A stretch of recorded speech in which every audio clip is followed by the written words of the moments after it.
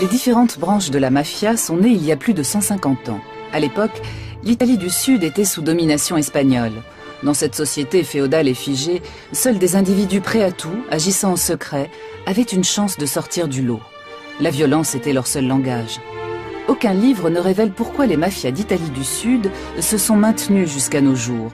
Il se trouve même des membres du gouvernement italien pour prétendre qu'il faudrait s'arranger avec la mafia. Pourquoi ? Et comment se fait-il que la pieuvre soit si difficile à combattre? Actuellement, les mafias n'ont pas perdu un pouce de terrain. Au contraire, elles sont de plus en plus puissantes. L'Italie est l'un des plus grands pays d'Europe. Aujourd'hui encore, plus d'un tiers du pays est dominé, contrôlé et terrorisé par 3 grandes organisations criminelles.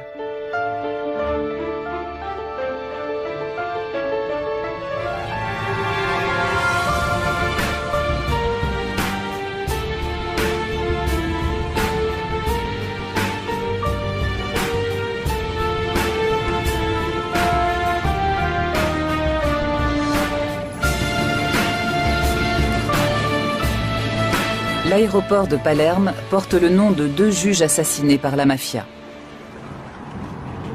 L'autoroute qui relie l'aéroport au centre de Palerme. Sortie Capaci. C'est là que Giovanni Falcone, sa femme et 3 membres de leur escorte trouvent la mort le 23 mai 1992 dans l'explosion d'1 demi-tonne de dynamite. L'attentat est signé Cosa Nostra, mot à mot, notre affaire. Le juge Falcone, qui enquêtait sur la structure interne de la mafia, était devenu gênant. Quelques années auparavant, on prétendait officiellement que la mafia n'existait pas.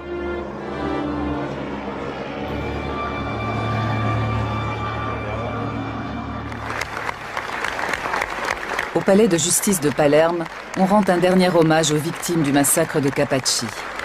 Des dizaines de magistrats, de policiers et de carabiniers, de journalistes et d'hommes politiques qui combattaient le pouvoir de la Cosa Nostra en Sicile ont été assassinés au cours des années 70 et 80. Avec Giovanni Falcone, l'Italie espérait terrasser définitivement la pieuvre. Mais après le massacre de Capaci, le combat semble perdu. Par la suite, les juges de Palerme se qualifieront eux-mêmes de cadavres ambulants. Le juge Paolo Borsellino, collègue et ami de Giovanni Falcone, se savait lui aussi menacé.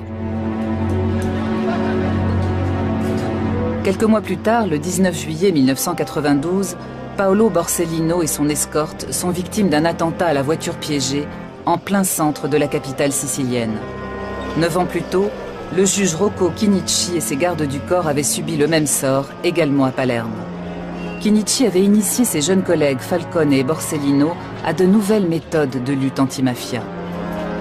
Quand la mafia tue, le choix de la cible et la technique employée ont toujours valeur de message. En l'occurrence, le message signifiait « Gare à ceux qui s'imaginent pouvoir démasquer la mafia ou pire la détruire. Ils seront anéantis au sens propre du terme. Il ne doit rien rester d'eux. Même leur souvenir sera effacé. » Rocco Chinnici connaissait bien la Sicile, son histoire et ses habitants. Il fut le premier à enquêter sur le flux d'argent occulte de la mafia. Sans lui et sans les magistrats qui l'a formé, nous ne saurions rien de la mafia.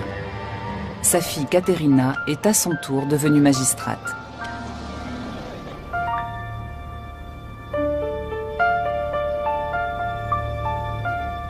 Si era reso conto che c'era Il avait constaté l'existence d'une stratégie commune aux terribles homicides de ces années-là. Il s'était rendu compte que la mafia avait infiltré les divers secteurs de la société, comme par exemple les administrations, le monde politique, les institutions. Il avait bien compris que la mafia n'était pas seulement une organisation criminelle, mais également, hélas, une culture.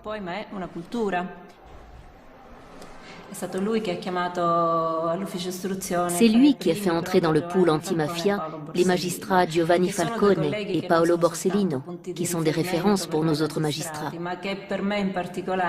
Pour moi, c'étaient des collègues, mais aussi des amis.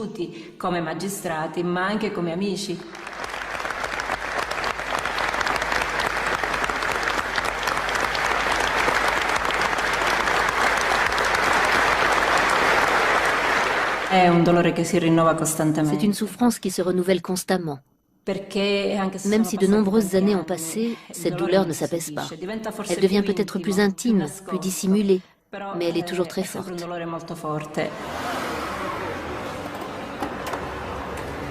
De nombreux juges antimafia sont placés sous protection rapprochée depuis plus de 20 ans.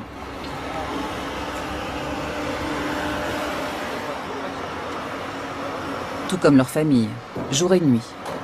Quand ils étaient étudiants en droit, ils étaient loin d'imaginer cela. À l'époque, entre 1975 et 1982-83, il était difficile de comprendre ce qui se passait à Palerme.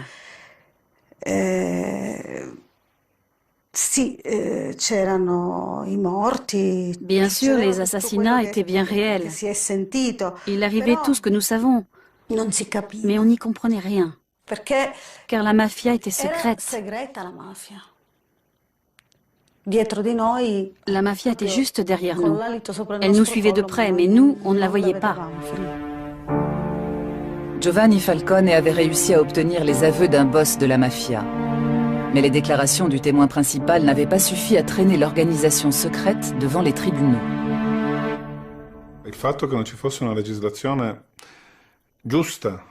Il nous manquait une législation adaptée qui prenne en compte le phénomène mafieux. De plus, il existait cette collusion entre la mafia et une partie du monde politique, mais aussi de la magistrature, du barreau, des professions libérales au niveau local et quelquefois national.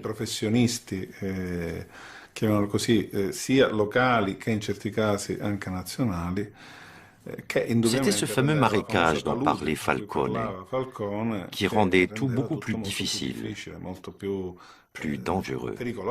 Le député Pio La Torre est assassiné en 1982. Avant sa mort, il avait déposé un projet de loi permettant de poursuivre toute personne ayant des liens avec la mafia et de confisquer les biens des mafieux condamnés.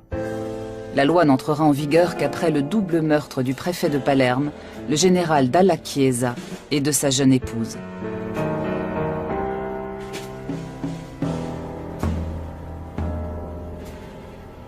Il est désormais possible d'arrêter et d'inculper des dirigeants de la Cosa Nostra. Leur organisation et leur puissante armée secrète sont dans le collimateur de la justice.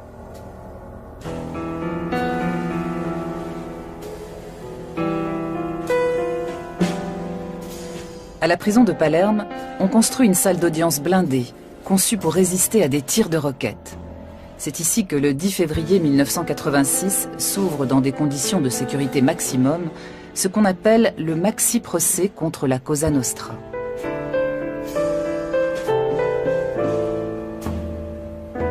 Plus de 400 chefs et membres de la mafia sont inculpés par les juges Falcone et Borsellino. Chefs d'entreprise influents, fonctionnaires, directeurs de banque et politiciens locaux côtoient des serveurs ou des mécaniciens. Ces derniers sont en réalité des tueurs professionnels. Toutes les tentatives de sabotage du procès échouent.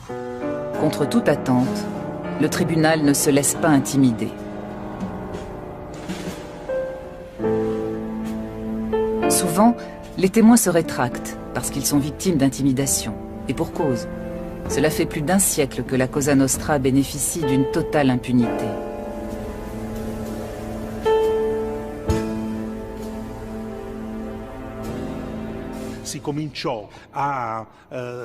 Le bruit commençait à courir que cela ne servait à rien, que ça ne faisait que nuire aux Siciliens et à leur image dans le monde. C'était une tentative pour affaiblir le procès. Je crois que je ne suis pas le seul à ne pas avoir dormi la nuit précédente, en partie à cause de l'immense responsabilité de devoir relater le procès des procès. Dès le deuxième jour, nous avons réalisé que nous assistions à un événement historique. Le procès se conclut par des condamnations à des peines maximales. Falcone et Borsellino ont porté à la Cosa Nostra le coup le plus sévère de son histoire. L'arrêt, rendu au mois de décembre 1987, révèle une chose sensationnelle. La mafia existe, c'est une organisation pyramidale dont les dirigeants ont des relations avec la politique. Et ce n'est pas tout. Alors que jusqu'ici, de nombreux jugements avaient été annulés pour de prétendus vices de procédure, la Cour suprême de Rome confirme les verdicts en 1992. L'événement marque un tournant décisif dans l'histoire de l'Italie d'après-guerre.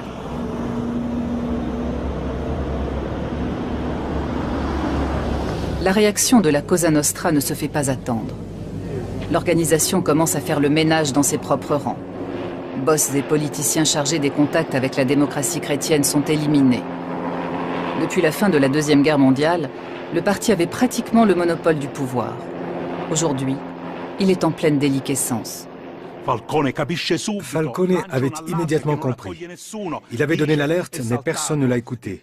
Il avait dit « Le volcan est entré en éruption, désormais tout peut arriver ». Et en effet, les massacres de Capaci et de Via d'Amelio ont suivi, et lui-même et Borsellino ont été assassinés. En une année, la mafia a fait comprendre qu'elle détient toujours le contrôle total du territoire et de la vie de cette région. En 1993, un Sicilien sort de l'ombre. Il fonde le mouvement politique Forza Italia pour le compte de son ami, l'homme d'affaires milanais Silvio Berlusconi, qui n'a jamais révélé l'origine de son capital de départ. En 1994, Berlusconi devient président du Conseil.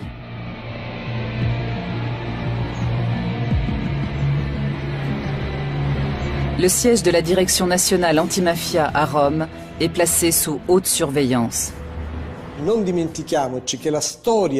L'histoire de la mafia en Italie ne se résume pas à la lutte contre la mafia, mais aussi à la cohabitation avec elle. Une cohabitation faite de négociations et de dialogues qui s'est déroulée parallèlement à la lutte.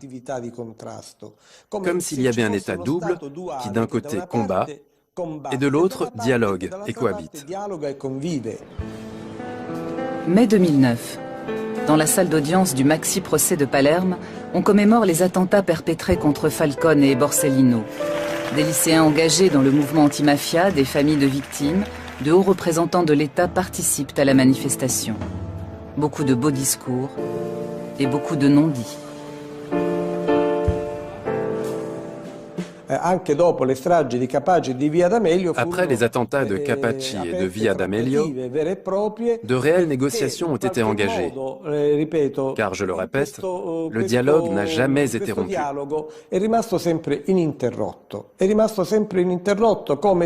C'est comme si les massacres, les épisodes les plus sanglants, ne représentaient pas seulement une lutte subversive de la mafia contre l'État, mais surtout un rappel à l'État pour qu'il respecte les pactes.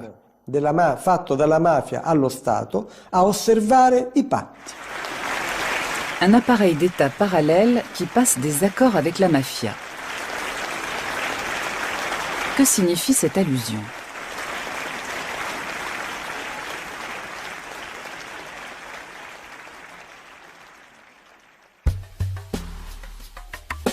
Voyage à Corleone, bastion légendaire de la mafia en Sicile. C'est ici que l'organisation est née, fondée par des régisseurs de domaines auxquels les grands propriétaires terriens confiaient les pleins pouvoirs. Ces hommes étaient à la fois collecteurs d'impôts, vigiles armés et juges. Les mafieux les plus connus d'après-guerre sont originaires de la petite ville de Corleone. Luciano Liggio, Toto Riina, Bernardo Provenzano ou encore Vito Ciancimino, qui deviendra maire de Palerme. Après la Deuxième Guerre mondiale, le docteur Michele Navarra devient le chef tout-puissant de la mafia. Il n'hésite pas à tuer lui-même les témoins gênants, y compris des enfants.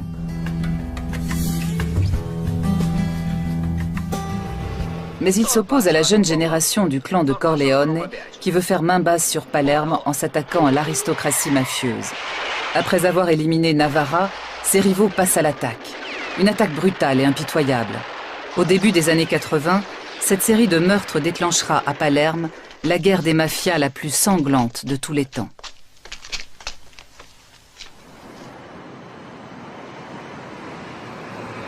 Mais les mafieux de Corleone sont vaincus par l'État et grâce aux confessions de chefs repentis de la Cosa Nostra de Palerme.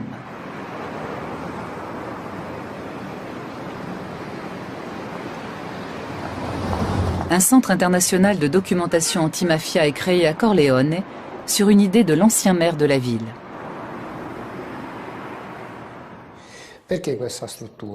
Pourquoi ce centre? Pour se souvenir qu'à Corleone, il y a eu la mafia la plus puissante, la plus féroce et la plus enracinée du monde occidental. Mais aussi pour qu'on sache qu'à Corleone, on a mené un combat contre la mafia. Ce lieu en est un témoignage concret. Les dossiers du maxi-procès relatent une défaite de la mafia, mais non sa fin. Car tout au long de son histoire, elle s'est toujours relevée. À la fin du XIXe siècle, les ouvriers agricoles et les paysans pauvres de Sicile se regroupent sous la bannière du tout jeune Parti socialiste italien. Le mouvement, basé à Corleone, a pour slogan « La terre appartient à ceux qui la travaillent ». Il est violemment réprimé par l'État.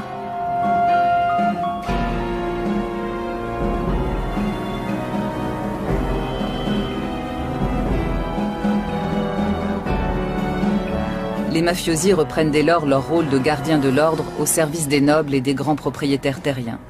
En 1915, ils assassinent sur ordre de leur patron, Bernardino Vero, le maire socialiste de Corleone.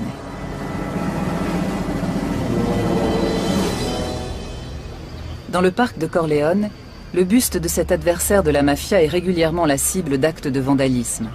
Quelquefois même, il est volé. Il a fallu réinstaller la statue à plusieurs reprises. Elle a été plusieurs fois l'objet de vandalisme, parce que le personnage et l'œuvre de Bernardino Vero dérangent aujourd'hui encore la mafia de Corleone, qui est la plus ancienne mafia du fief.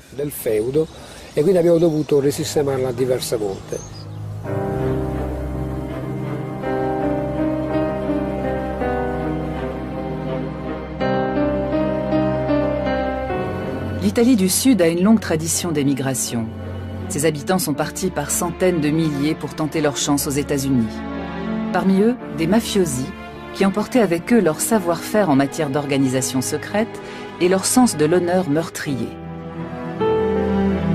Ils noyautent les associations d'immigrés italiens et dominent rapidement les gangs issus des immigrations irlandaises et juives. La mafia cherche toujours la proximité du pouvoir. Lors des élections, les mafiosi monnaient les voix de leurs compatriotes et prennent rapidement de l'influence dans la politique intérieure américaine.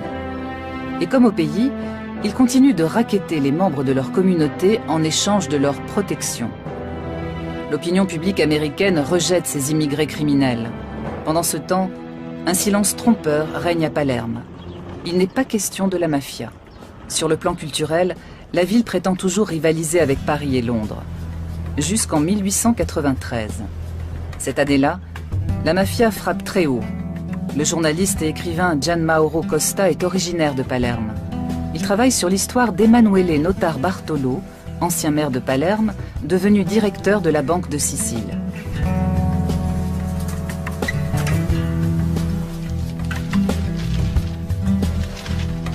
Le 1er février 1893, deux hommes assassinent Notar Bartolo dans un compartiment de train. Notar Bartolo avait découvert que des mafiosi et des notables volaient la Banque de Sicile. De plus, il souhaitait accorder des crédits aux ouvriers et aux petits paysans désireux d'acheter des terres. Deux bonnes raisons de l'éliminer. Après l'assassinat de Notar Bartolo, le mot mafia fait le tour de l'Italie pour la première fois.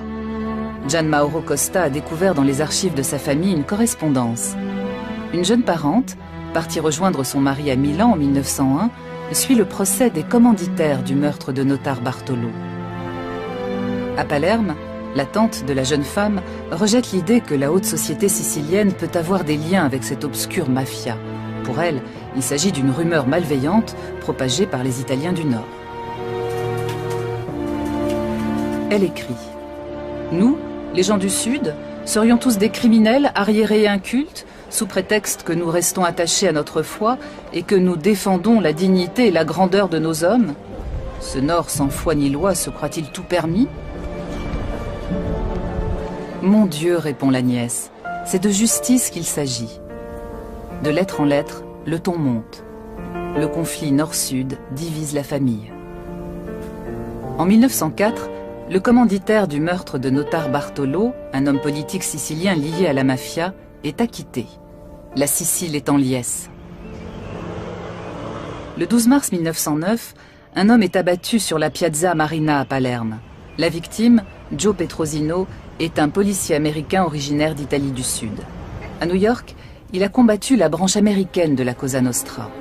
Selon Gian Mauro Costa, il voulait également démasquer l'organisation sur sa terre d'origine, la Sicile. Mais Petrosino sous-estime la mafia. Bien qu'il séjourne à Palerme incognito, l'organisation le localise et l'attire dans un piège mortel. Après l'assassinat d'Emanuele Notar Bartolo, la mort de Petrosino est la preuve de l'existence de la mafia. Mais il vaut mieux ne pas en parler.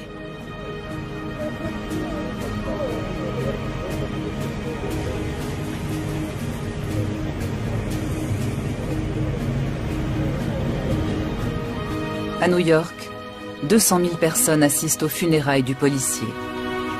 Mais si Petrosino est mort, la mafia, elle, est bien vivante et de plus en plus puissante. Alors, il vaut mieux s'en accommoder. Une attitude qui perdure encore. Les crimes de la mafia ont longtemps été classés dans la catégorie délinquance de bandes organisées. La phrase ricorrente era si ammazzano tra di loro. On disait alors, ils se tuent entre eux. Cela ne représentait donc pas un danger pour la société, puisqu'il s'agissait de règlements de compte au sein même de la mafia. Et on n'avait donc pas à s'en soucier. Ce dont on ne se rendait pas compte, c'est que la culture de la mafia s'enracinait dans cette ville et corrompait tout. Quand la Première Guerre mondiale éclate, on resserre les rangs dans tous les pays. À la fin de la guerre, les bolcheviks ont pris le pouvoir en Russie et des partis communistes se créent en Europe occidentale. Pour les masses laborieuses d'Italie du Sud, c'est un nouvel espoir. Dans toute la Sicile, on assiste à une vague de grèves, de révoltes et d'occupation des terres. Andiamo! Andiamo!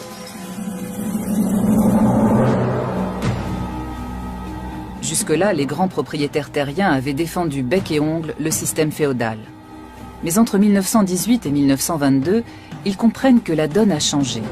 Face à ces masses disciplinées et organisées politiquement, la mafia ne leur est plus d'aucune aide.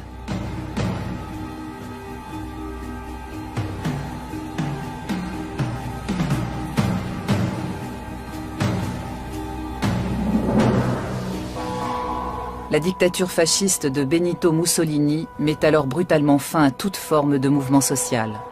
Le Duce ne supporte pas l'idée d'une Italie sous-développée.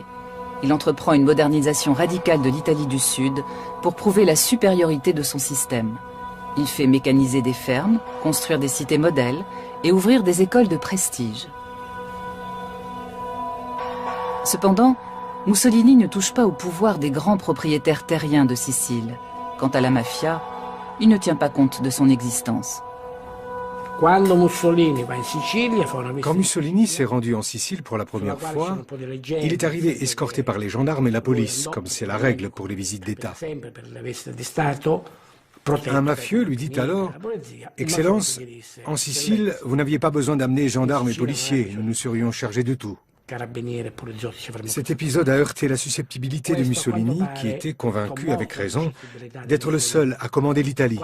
Il n'admettait pas l'existence d'une autre autorité. De retour à Rome, il a décidé de faire la guerre aux mafieux. Le Duce envoie le préfet Cesare Mori en Sicile et lui donne les pleins pouvoirs. Selon lui, la mafia était un problème criminel. Il a donc employé des moyens militaires. Cesare Mori va plus loin. Pour débusquer les boss de la mafia, il emploie la torture et une répression massive contre la population. Mais la plupart des mafieux sont avertis et ont le temps de se cacher.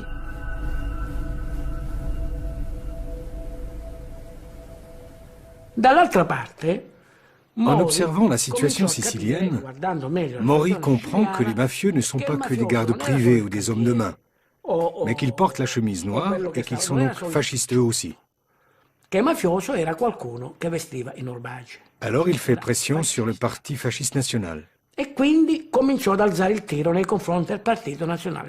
Suite à cela, il est rappelé à Rome et nommé sénateur. Le régime ne parle plus de mafia et la mafia continue d'exister pendant la période fasciste. Mussolini est renversé en juillet 1943. L'idéologie fasciste et son empire usurpé s'effondrent. Les mafias d'Italie du Sud ont à nouveau le champ libre. Leur âge d'or commence. Pendant ce temps, la branche américaine de la Cosa Nostra est à l'apogée de sa puissance. Elle a fait fortune grâce au trafic d'alcool né avec la prohibition et au nouveau marché de la drogue.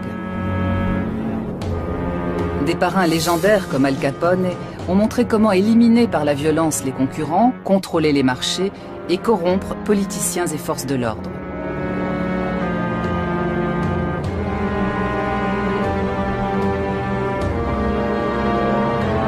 L'un de ses parrains survit miraculeusement à un règlement de compte. Cette chance lui vaudra le surnom de Lucky Luciano. Pour éliminer tous les gangs rivaux, y compris les communautés italiennes organisées, il est encore plus violent que son modèle Al Capone. Il s'allie à Meyer Lansky, chef de la mafia juive. Avec des complicités de toutes origines, ils mettent la main sur les activités illicites les plus rentables du pays.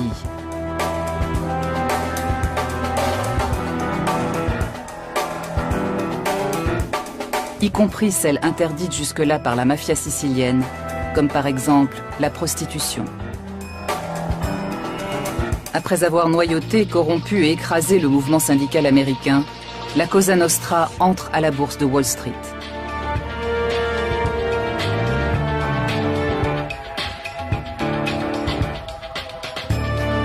Pour les masses qui se retrouvent au chômage après la crise de 29, elle est l'un des seuls employeurs encore solvables.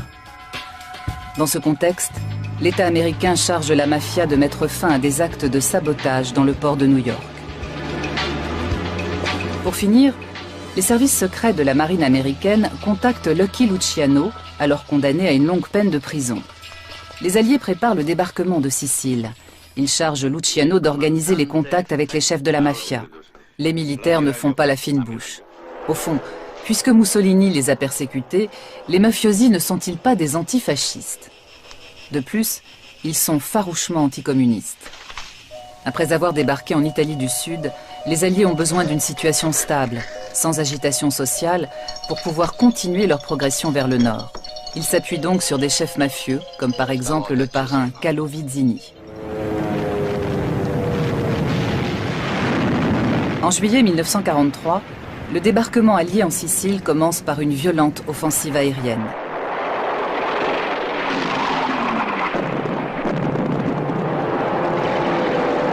Puis, les Alliés entament l'une des opérations les plus secrètes de la fin de la Deuxième Guerre mondiale. Juste après le débarquement, des officiers américains invitent des représentants de la mafia sur la passerelle de commandement de leur navire. La mafia savoure son triomphe. À terre, les Alliés sont accueillis par une foule en liesse. Et pour cause, de nombreux GI sont des descendants d'immigrés siciliens. La fraternisation entre Siciliens et Américains est immédiate et durable. Elle se prolonge jusqu'à nos jours.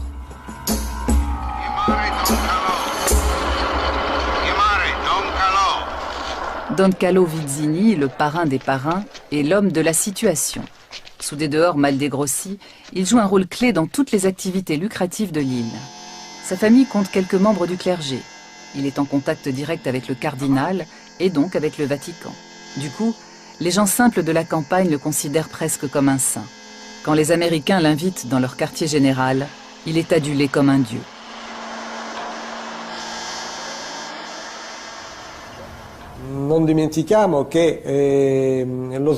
N'oublions pas que le débarquement en Sicile s'est déroulé avec l'aide massive de personnages mafieux auxquels on a même confié des charges politiques. Ils ont été nommés maires de certaines municipalités et ont obtenu ainsi une sorte de légitimité. Mr.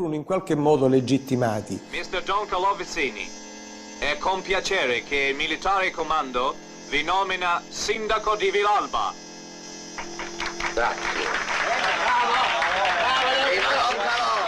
Naples est libérée en octobre 1943. La ville devient la base de ravitaillement des forces alliées et de l'aide humanitaire venue d'outre-Atlantique. Les cargos américains déversent dans la ville détruite et affamée des millions de tonnes de charbon, de farine, de maïs, de conserves et de matériel militaire, mais aussi des quantités astronomiques d'alcool et de cigarettes.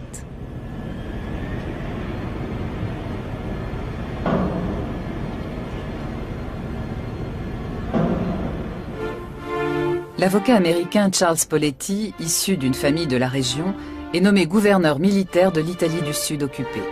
Comme d'autres militaires haut placés, il s'enrichit grâce au marché noir des cigarettes américaines. Les Américains disposaient de plus de denrées, de cigarettes, de nourriture qu'ils n'en consommaient.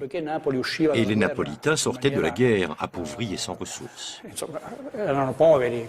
Les surplus américains étaient vendus au marché noir aux contrebandiers. La marchandise de contrebande provenait donc des Américains. On assiste à des carrières étonnantes. Vito Genovese, recherché pour meurtre aux États-Unis, fait du trafic de cigarettes américaines à grande échelle. Il a d'excellentes relations avec Charles Poletti.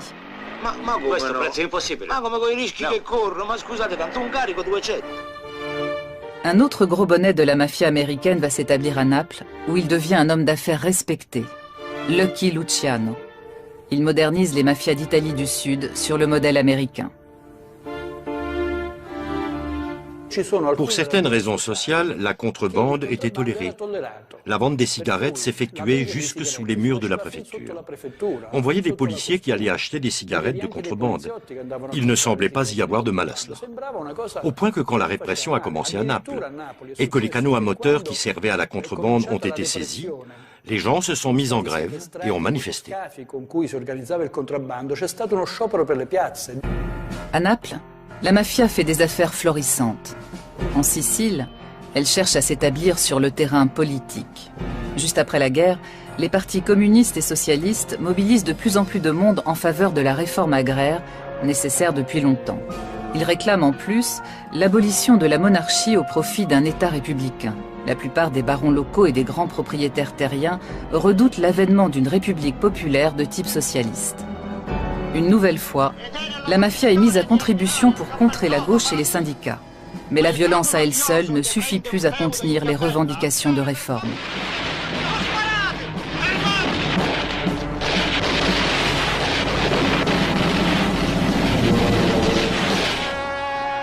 La situation empire quand la gauche remporte les premières élections régionales libres de Sicile.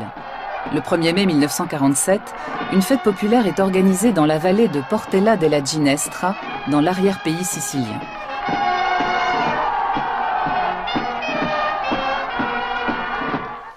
Les grands propriétaires terriens de Sicile réclament alors l'indépendance de l'île et demandent au gouvernement américain d'en faire le 49e État de l'Union. Mais avant cela, il faut stopper la progression de la gauche, par n'importe quel moyen. La mafia en fera son affaire.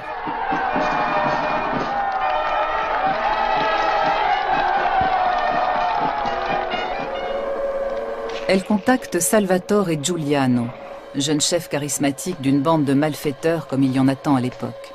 Il est chargé de donner une leçon à la gauche et à ses électeurs siciliens. Un bain de sang rendra ses dirigeants plus dociles et fera passer à la population l'envie de suivre ses mots d'ordre. Les auteurs du massacre du 1er mai 1947 tirent sur des femmes et des enfants. Ils ne seront jamais identifiés avec certitude. Jusqu'à nos jours, l'affaire demeure un secret d'État.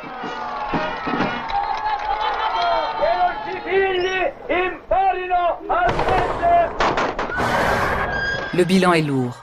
11 morts, dont 4 enfants, et plus de 30 blessés graves.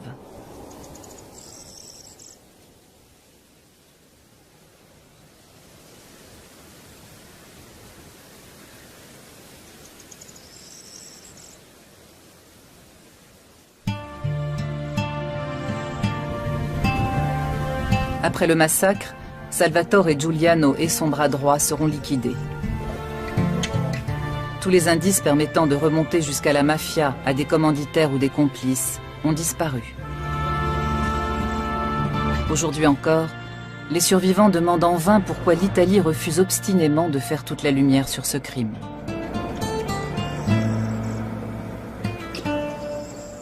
Maman a tout de suite été touchée. Elle n'a pas dit un mot. Elle a mis sa main comme ça. En me retournant, j'ai vu le sang couler de son nez et de sa bouche. J'ai dit, « Maman, c'est quoi ce sang ?» Elle a levé les yeux sans rien dire. On l'a soutenue tant qu'on a pu. Quand ça n'a plus été possible, on l'a étendue par terre. Nous étions couverts de sang. Puis peu après, ils ont recommencé à tirer. En rentrant chez nous, nous avons rencontré mon frère. Il a dit, « Papa, ils ont tué le cheval. » Nous avons répondu en pleurant, « Ils ont fait pire. Ils ont tué maman. » Il a mis sa main comme ça, sans un mot, sans une larme. Nous, gens de gauche, on nous surveillait comme des délinquants. Ces gens-là, ils ont tiré sur des honnêtes gens pour soutenir les délinquants. Et nous voulons savoir d'où cela est venu. Avant de mourir, je voudrais connaître la vérité sur Portella della Ginestra.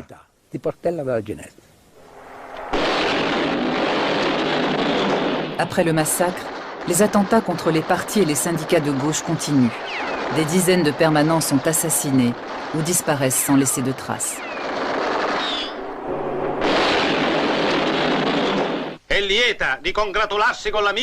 Des chefs mafieux comme Genco Russo se lancent dans la politique.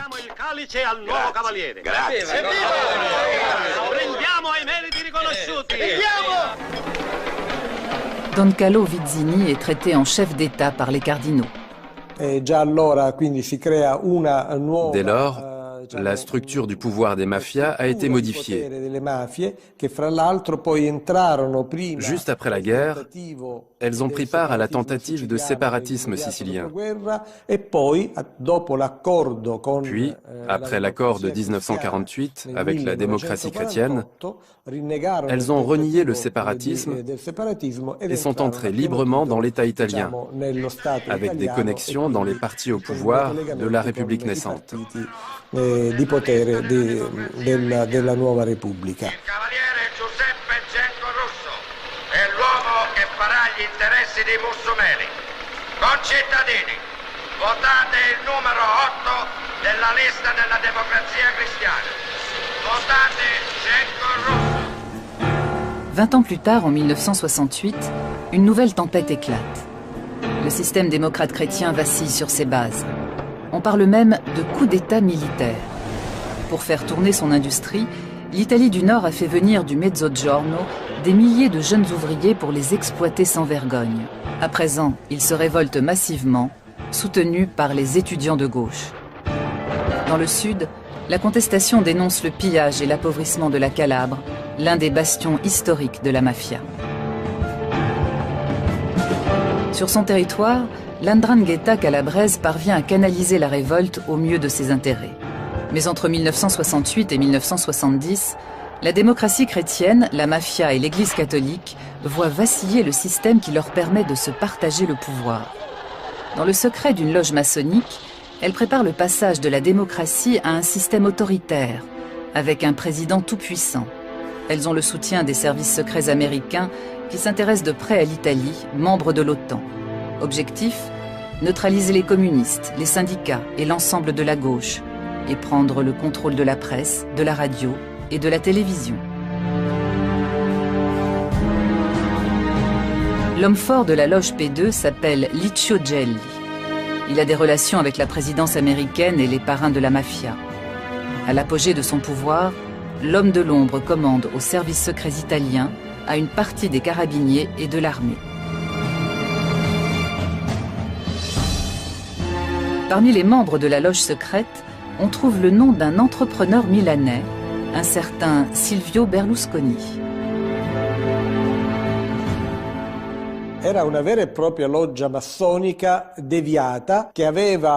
C'était une vraie loge maçonnique, dont les membres étaient représentants des services publics, de la magistrature et des forces de l'ordre. Mais elle était infiltrée par des personnages très discutables, proches de clans et de groupes mafieux. Ce qui les unit, c'est la peur du communisme. Il faut comprendre la position de l'Italie pendant les années de la guerre froide. Ses frontières touchaient aux deux blocs. Son parti communiste était le plus fort d'Europe. Elle représentait donc un risque pour le bloc occidental. Un passage au socialisme de l'Italie aurait représenté un grave problème pour l'OTAN et pour l'équilibre mondial. Pendant cette période, les mafias étaient indispensables au maintien des équilibres, grâce à leur anticommunisme, surtout dans l'Italie méridionale.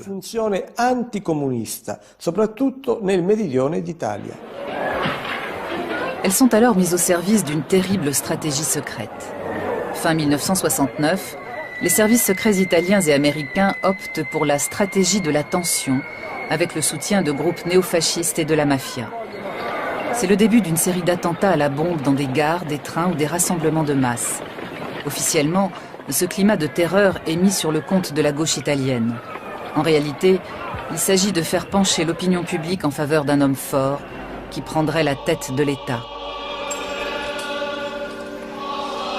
L'Église se tait toujours. Pendant 150 ans, elle a respecté la loi du silence, contestant l'existence de la mafia, qu'elle qualifiait même d'invention des communistes. Seul le cardinal de Palerme, Salvatore Pappalardo, dénonce la collusion de l'Église, de la démocratie chrétienne et de la mafia.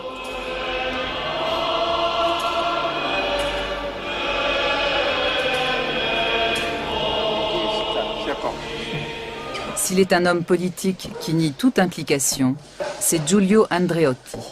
7 fois président du Conseil, ce démocrate chrétien de la première heure, formé par le Vatican, explique à mots couverts pourquoi l'Église et la démocratie chrétienne ont fait alliance avec tous les groupes anticommunistes depuis 1945, y compris la mafia.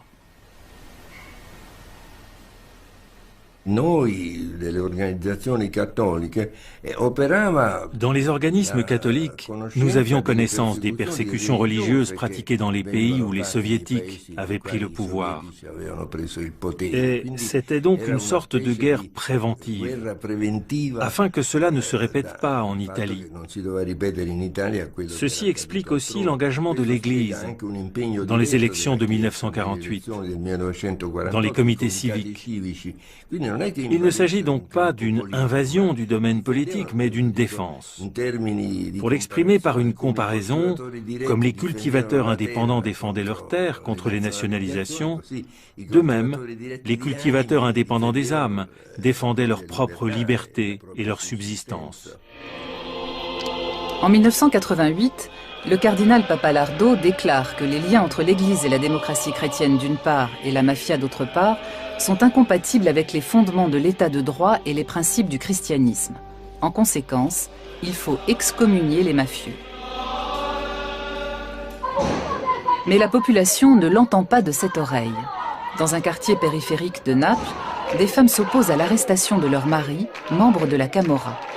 Elles accueillent les représentants de l'État au cri de « Fuori », dehors. Pour elles, l'ennemi, c'est l'État.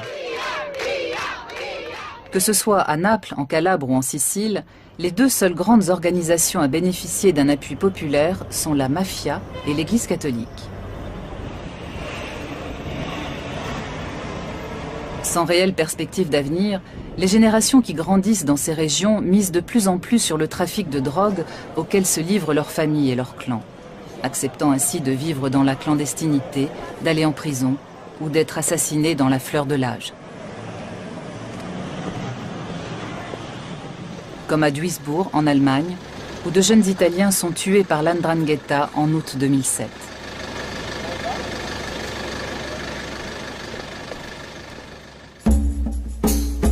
L'existence de l''Ndrangheta calabraise a longtemps été ignorée, puis largement sous-estimée. Aujourd'hui, c'est l'organisation mafieuse la plus puissante et la plus dangereuse d'Italie.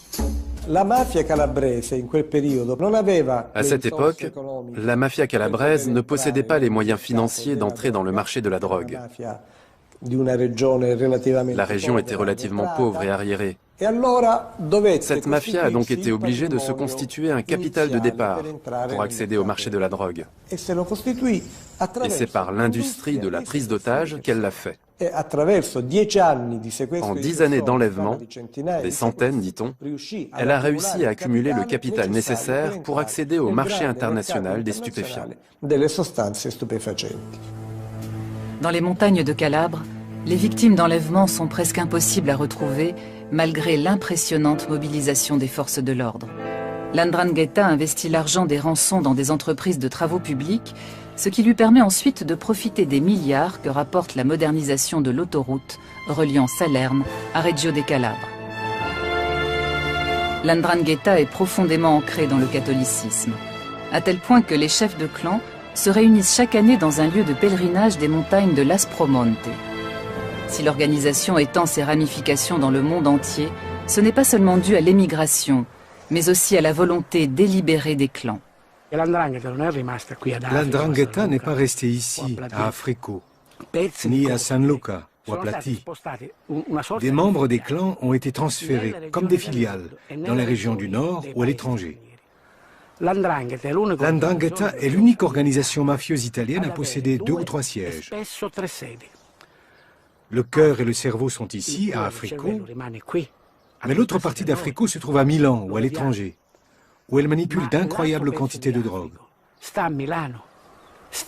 Il faut considérer Africo dans sa dimension nationale et internationale si on veut comprendre ce qu'ont réussi à faire ces gens-là.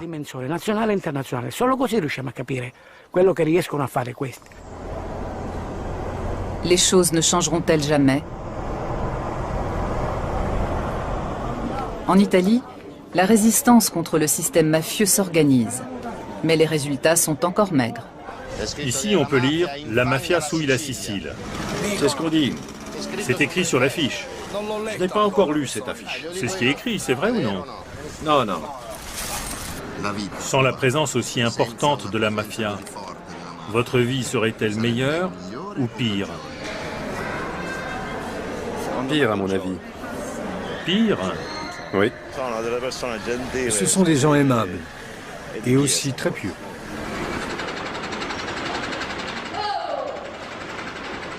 Avec un chômage avoisinant les 70%, des centaines de milliers de personnes ne peuvent compter que sur les revenus du trafic de drogue et d'autres activités illégales. Les fonds publics sont détournés par un petit nombre, avec comme conséquence des déchets toxiques déversés dans des décharges sauvages ou dans la mer, des immeubles qui tombent en ruine, des côtes polluées et des sites naturels uniques dont on vantait déjà la beauté dans l'Antiquité, noyés sous des tonnes de béton. Ceux qui aspirent à une vie indépendante et tentent de s'affranchir de ce système criminel sont victimes de représailles. Dans ces conditions, toute évolution de la société est impossible. Tout espoir d'amélioration demeure lettre morte. Exemple, cette clinique de luxe servant à blanchir de l'argent sale. Construite par des hommes de paille avec de l'argent mafieux, elle a été saisie par la justice. Elle était censée attirer de riches patients, mais aussi encaisser des subventions permettant de financer des soins coûteux.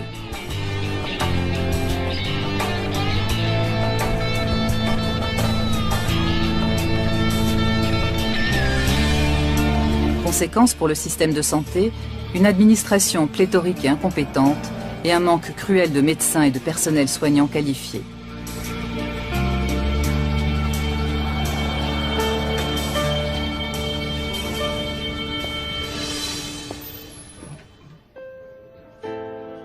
Résultat, des services entiers doivent être fermés dans les hôpitaux.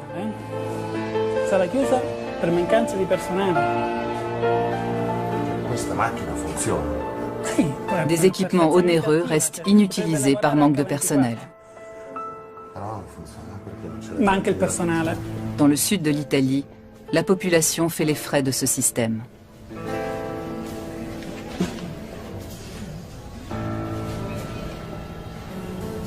À la direction de la lutte anti-mafia, on ne se fait pas d'illusions.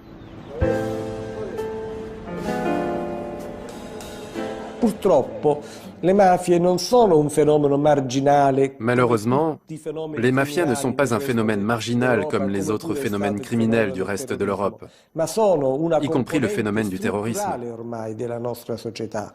Elles sont désormais une composante structurelle de notre société, une composante indispensable même, puisqu'elles sont l'interlocuteur nécessaire pour toutes les politiques menées par l'État en Italie du Sud.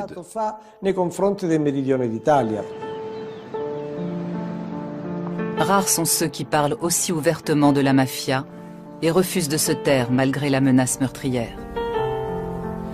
En Italie et en Europe, la majorité préfère se voiler la face et ignorer les rares voix qui s'élèvent. Pourtant, ce sont elles qui ont permis de comprendre le fonctionnement des mafias et de balayer l'idée qu'il s'agissait uniquement de crimes organisés.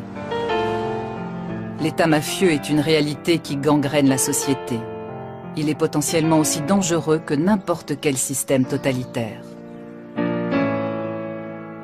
Mais il se cache et se camoufle pour essayer de faire oublier qu'il a des milliers de victimes sur la conscience. Pour les témoins que nous avons rencontrés, la mafia n'est pas seulement la survivance d'un folklore archaïque limité à des zones sous-développées d'Italie du Sud. Ce film leur est dédié, à eux et aux millions de personnes qui subissent le pouvoir des mafias, et dont le nombre pourrait encore augmenter en Italie du Sud, comme partout ailleurs.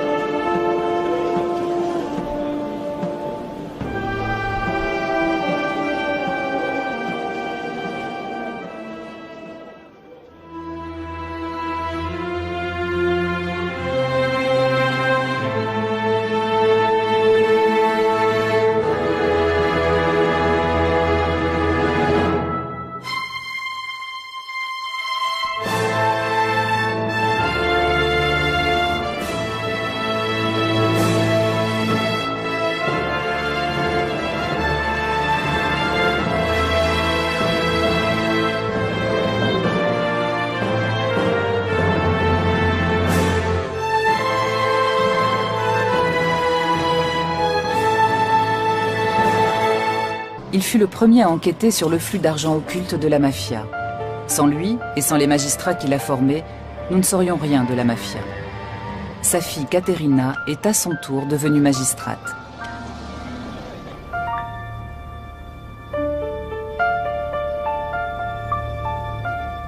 Si era reso conto che c'era Il avait constaté l'existence d'une stratégie commune aux terribles homicides de ces années-là. Il s'était rendu compte que la mafia avait infiltré les divers secteurs de la société, comme par exemple les administrations, le monde politique, les institutions. Il avait bien compris que la mafia n'était pas seulement une organisation criminelle, mais également, hélas, une culture. C'est lui qui a fait entrer dans le pool anti-mafia les magistrats Giovanni Falcone et Paolo Borsellino, qui sont des références pour nos autres magistrats. Pour moi, c'étaient des collègues, mais aussi des amis.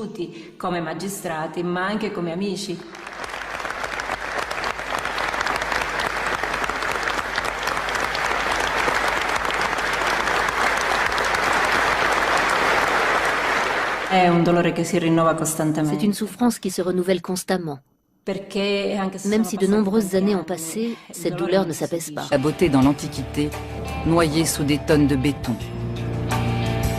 Ceux qui aspirent à une vie indépendante et tentent de s'affranchir de ce système criminel sont victimes de représailles. Dans ces conditions, toute évolution de la société est impossible. Tout espoir d'amélioration demeure lettre morte.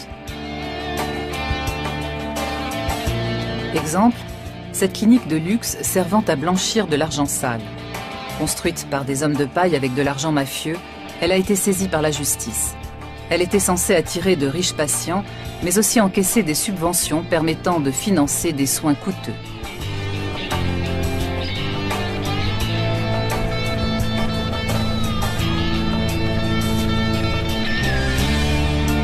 Conséquence pour le système de santé, une administration pléthorique et incompétente et un manque cruel de médecins et de personnel soignant qualifié.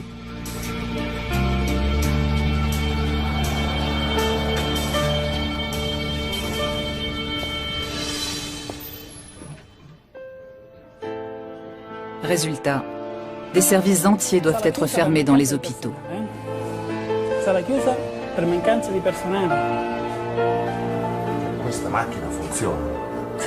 Des équipements onéreux restent inutilisés par manque de personnel.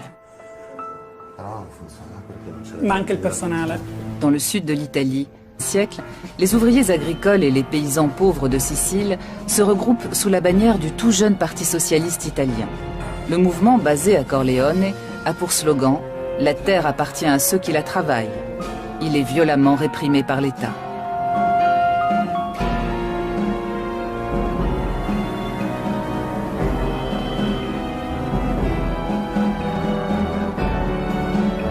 Les mafiosi reprennent dès lors leur rôle de gardiens de l'ordre au service des nobles et des grands propriétaires terriens. En 1915, ils assassinent sur ordre de leur patron, Bernardino Vero, le maire socialiste de Corleone.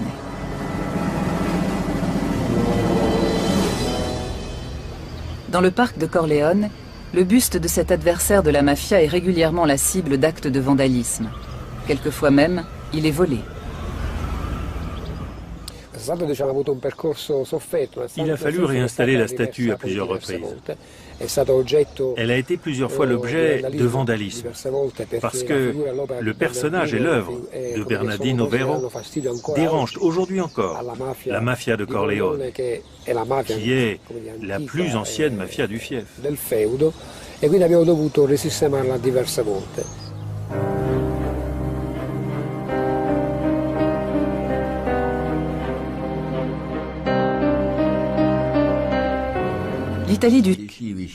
Il ne s'agit donc pas d'une invasion du domaine politique, mais d'une défense. Pour l'exprimer par une comparaison, comme les cultivateurs indépendants défendaient leurs terres contre les nationalisations, de même, les cultivateurs indépendants des âmes défendaient leur propre liberté et leur subsistance. En 1988, le cardinal Pappalardo déclare que les liens entre l'Église et la démocratie chrétienne d'une part et la mafia d'autre part sont incompatibles avec les fondements de l'état de droit et les principes du christianisme. En conséquence, il faut excommunier les mafieux. Mais la population ne l'entend pas de cette oreille. Dans un quartier périphérique de Naples, des femmes s'opposent à l'arrestation de leur mari, membre de la Camorra. Elles accueillent les représentants de l'État au cri de « Fuori », dehors. Pour elles, l'ennemi, c'est l'État. Que ce soit à Naples, en Calabre ou en Sicile, les deux seules grandes organisations à bénéficier d'un appui populaire sont la mafia et l'Église catholique.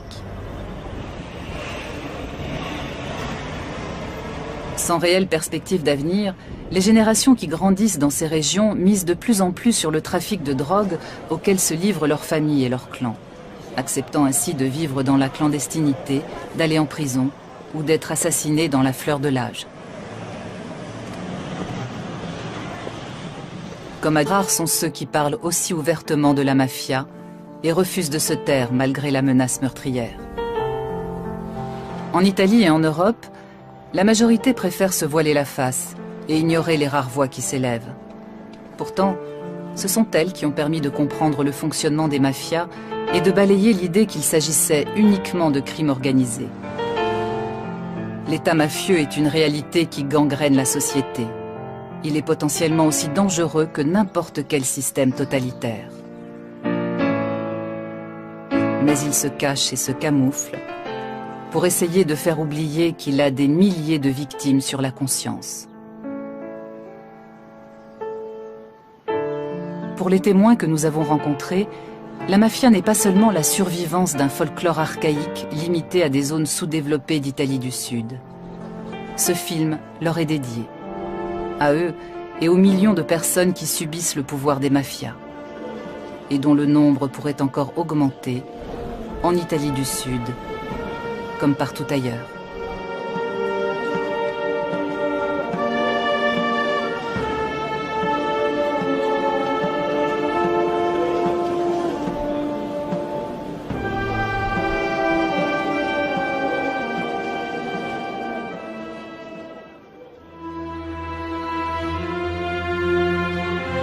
puissants.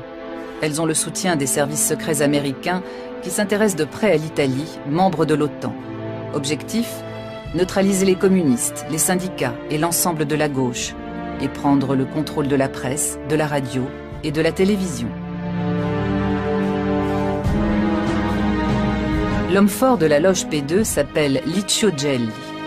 Il a des relations avec la présidence américaine et les parrains de la mafia.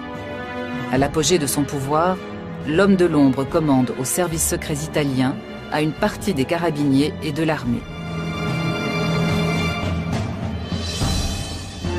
Parmi les membres de la loge secrète, on trouve le nom d'un entrepreneur milanais, un certain Silvio Berlusconi.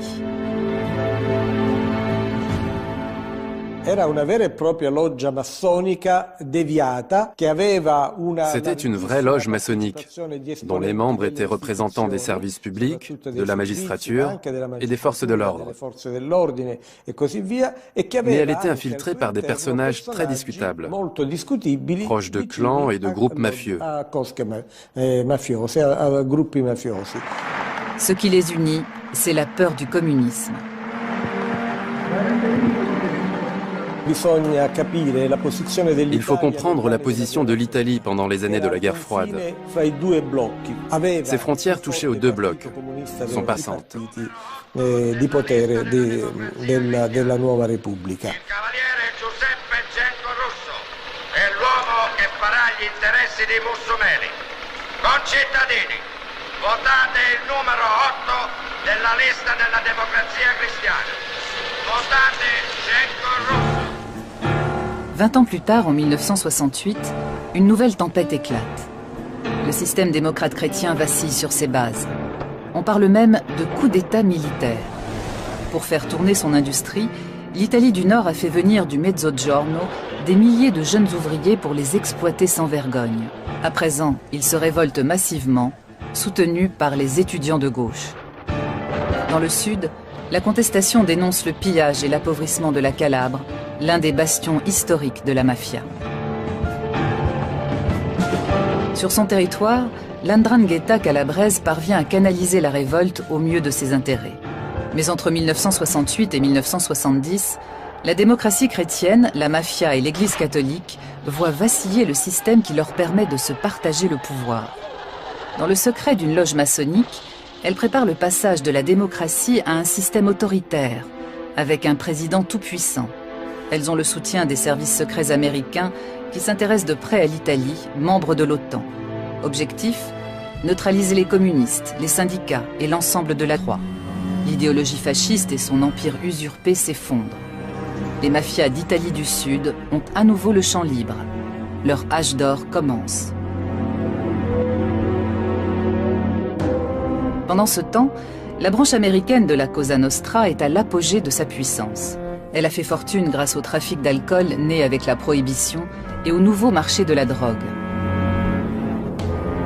Des parrains légendaires comme Al Capone ont montré comment éliminer par la violence les concurrents, contrôler les marchés et corrompre politiciens et forces de l'ordre.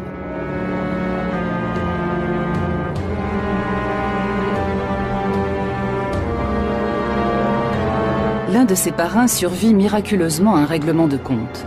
Cette chance lui vaudra le surnom de Lucky Luciano. Pour éliminer tous les gangs rivaux, y compris les communautés italiennes organisées, il est encore plus violent que son modèle Al Capone. Il s'allie à Meyer Lansky, chef de la mafia juive. Avec des complicités de toutes origines, ils mettent la main sur les activités illicites les plus rentables du pays.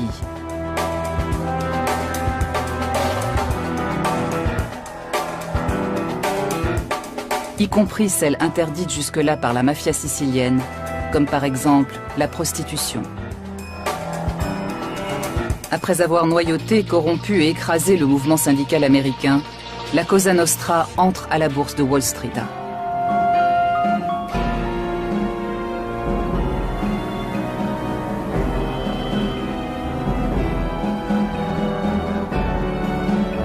Les mafiosi reprennent dès lors leur rôle de gardiens de l'ordre au service des nobles et des grands propriétaires terriens.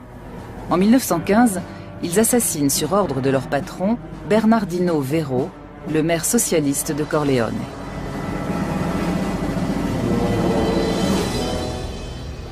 Dans le parc de Corleone, le buste de cet adversaire de la mafia est régulièrement la cible d'actes de vandalisme. Quelquefois même, il est volé.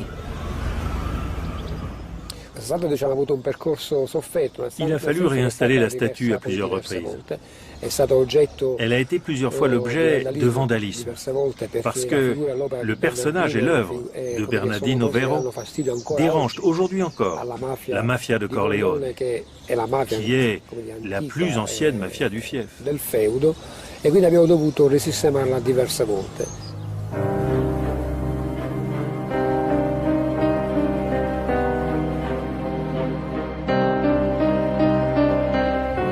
L'Italie du Sud a une longue tradition d'émigration.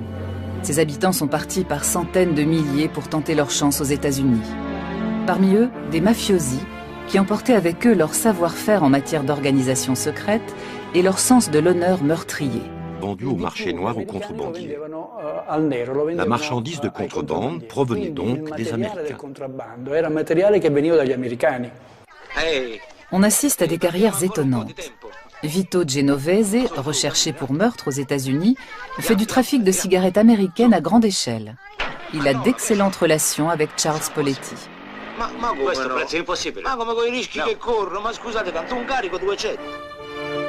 Un autre gros bonnet de la mafia américaine va s'établir à Naples, où il devient un homme d'affaires respecté, Lucky Luciano. Il modernise les mafias d'Italie du Sud sur le modèle américain. Pour certaines raisons sociales, la contrebande était tolérée. La vente des cigarettes s'effectuait jusque sous les murs de la préfecture. On voyait des policiers qui allaient acheter des cigarettes de contrebande. Il ne semblait pas y avoir de mal à cela. Au point que quand la répression a commencé à Naples, et que les canaux à moteur qui servaient à la contrebande ont été saisis, les gens se sont mis en grève et ont manifesté. À Naples, la mafia fait des affaires florissantes. En Sicile, elle cherche à s'établir sur le terrain politique.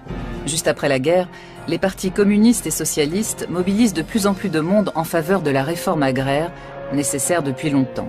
Ils réclament en plus l'abolition de la monarchie au profit d'un État républicain. La plupart des... Comme à Duisbourg, en Allemagne, où de jeunes Italiens sont tués par l''Ndrangheta en août 2007.